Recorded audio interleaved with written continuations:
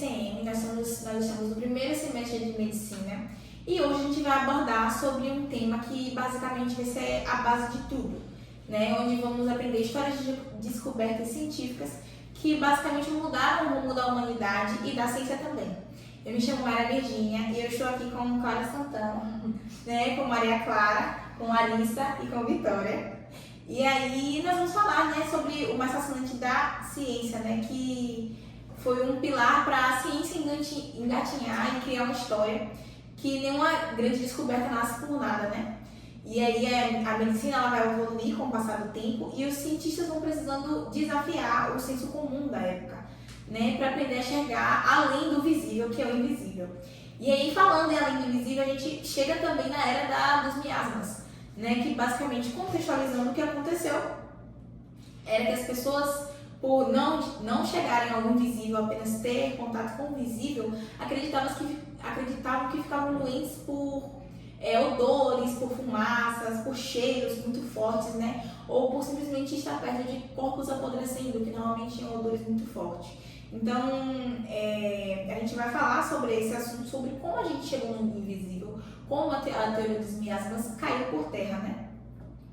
E aí, o engraçado assim, é exatamente isso, porque quem deu essa virada de chave não foi nem o médico, foi um comerciante de tecidos holandês, o Anton van Leeuwenhoek, acho que assim se fala, que ele, com a obsessão de avaliar como que era a linha dos tecidos dele, ele acabou criando lentes, aperfeiçoando lentes, e assim ele criou um microscópio na época que era perfeito para ele. E aí ele um dia teve uma curiosidade e colocou uma gota de água de chuva e um pouco de tártaro dos dentes. E aí ele pôde observar várias criaturinhas se mexendo, que ele nomeou como os animáculos. E aí foi a partir dessa coisa que a gente já teve um pouco de entendimento.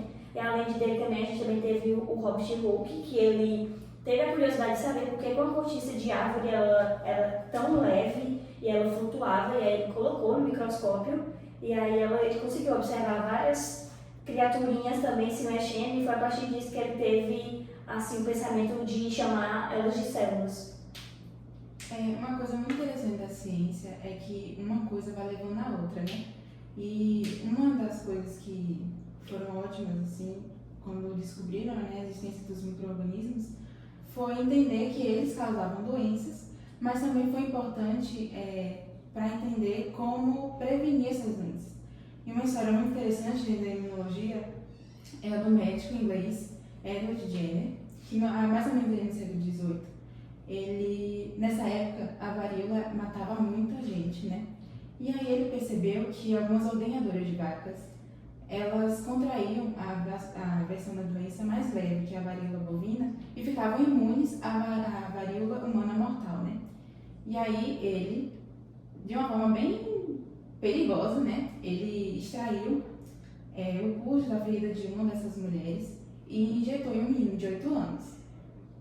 Complicadíssimo, né? Hoje em dia, preocupante. Hoje em dia isso não poderia acontecer de forma alguma. E ele deixou mais ou menos umas 6 semanas que ele teve esse estalo, né? De que precisaria de um tempo para o corpo adquirir essa imunidade, que ele não sabia que existia ainda. E aí depois ele expôs a criança de 8 anos à varíola mortal, mas ele ficou imune, ele não adoeceu. E aí, dessa forma, nasceu a primeira vacina, que inclusive a vacina é derivada do termo em latim vaca. É uma coisa muito interessante, né? Poderia dar muito errado, mas deu certo, e hoje as vacinas existem graças a esse homem inglês. Inclusive, ele foi muito criticado e muitas charges da época colocavam pessoas virando vacas, porque era uma crítica. Tinha um termo que era avacalização, que o pessoal chamava. Pois é, ultimamente, né, teve um negócio de tomar vacina e virar Jacaré. E nessa época existiu tomar vacina, porque eles não sabiam que era vacina, e virar vaca. E é interessante pensar também, tipo, que Clara começou falando sobre microscópio, célula, Mayra falou dos miasmas antes de tudo isso, e aí a partir disso a gente foi desenvolvendo, chegando até a vacina. E a gente trouxe uma referência científica, que é um estudo histórico documental que foi publicado na Cielo, intitulado Vacina Antivariólica, seu primeiro século no Brasil, da vacina generiana a animal. Então, basicamente, a metodologia do artigo, ela meio que vai mapear a introdução da imunização de gênero no Brasil. E aí, basicamente, o que é que eles faziam? Eles usavam uma técnica que se chamava braço a braço. Se vocês acharam isso que ela falou antiético, isso aqui segue a mesma linha. É o discurso do que é mais do que é. Eles simplesmente pegavam uma pessoa que estava com vírus já inoculado e eles retiravam a linfa daquela pessoa e aplicavam em outra pessoa que não tinha nada. E aí aquela pessoa, por exemplo, faz de conta que eu tinha o vírus inoculado, eles retiravam minha linfa e colocavam em Mayra. E aí eu vi que uma das formas de fazer isso é que eles faziam arranhões na pele da pessoa pra ficar exposta e colocava a linfa ali. E aí eles viam que a pessoa ficava com sintomas muito leves, mas que logo após a pessoa ficava imune àquilo. E aí Mayra já estaria pronta para imunizar a outra pessoa também. Então essa técnica era chamada de braço a braço. E também tinha a técnica da vaca, que ela já falou, né? Mas o principal de tudo isso, dessa questão que o artigo traz, é sobre o viés da biossegurança mesmo, né?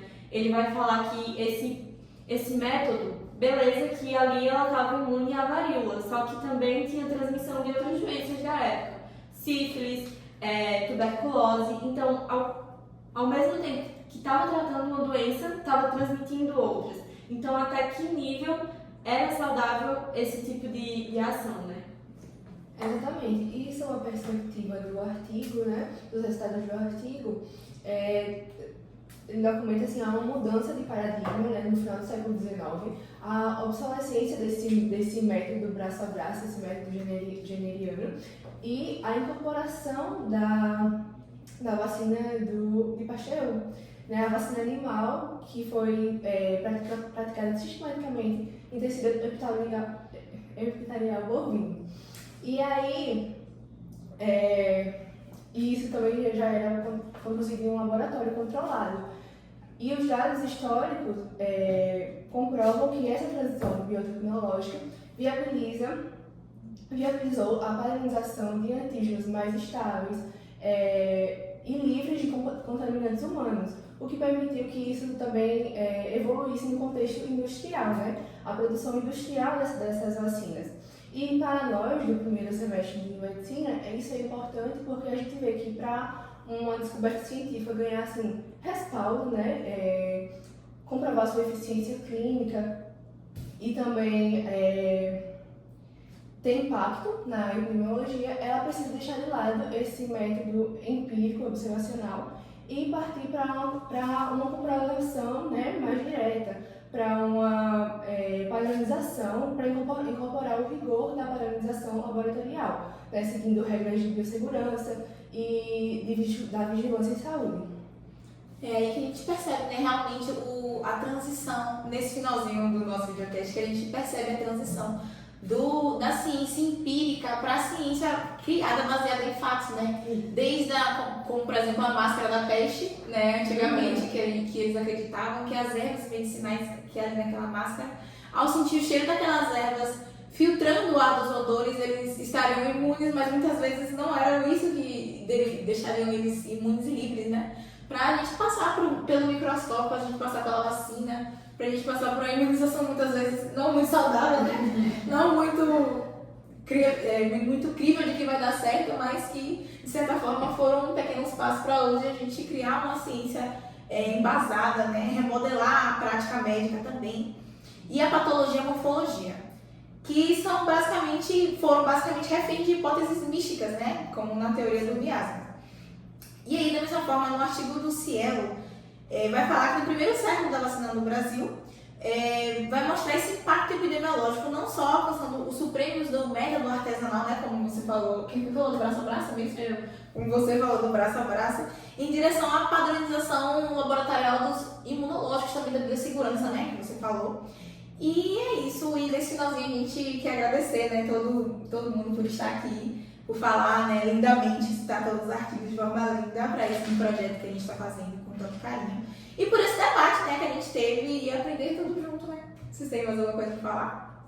Só uma coisa, tipo, dá pra gente tirar essa uma conclusão também pelo lado do microscópio, né, que ele acabou fundando a que a gente conhece hoje sobre histologia, né? Tipo, o conteúdo que a gente conhece hoje sobre a célula, sobre o corpo humano, é tudo graças aos animáculos que Leo que falou e sobre as células que o Robert Hooke também falou. E aí, graças a eles, a gente consegue hoje em dia diferenciar essas células e comprovar o diagnóstico médico de acordo com a biologia celular. Sim, e do lado da prevenção, né, esse experimento de Jenner, bem duvidoso no começo, mas foi muito importante para a gente entender que como a exposição a um antígeno atenuado homólogo, nesse caso da varíola bovina, gera uma resposta imune primária no corpo humano, e isso levou também a entender melhor os anticorpos, os linfócitos, que também não seriam capazes de serem estudados sem o microscópio, como a Clara disse. Para mim ficou clara a necessidade de ter um método científico rigoroso na saúde pública, né? Porque uma boa ideia médica ela só funciona se tiver evidência e se também tiver um controle biológico, porque senão ela pode acabar criando vários outros problemas. Eu concluo destacando o impacto disso para a saúde coletiva, né?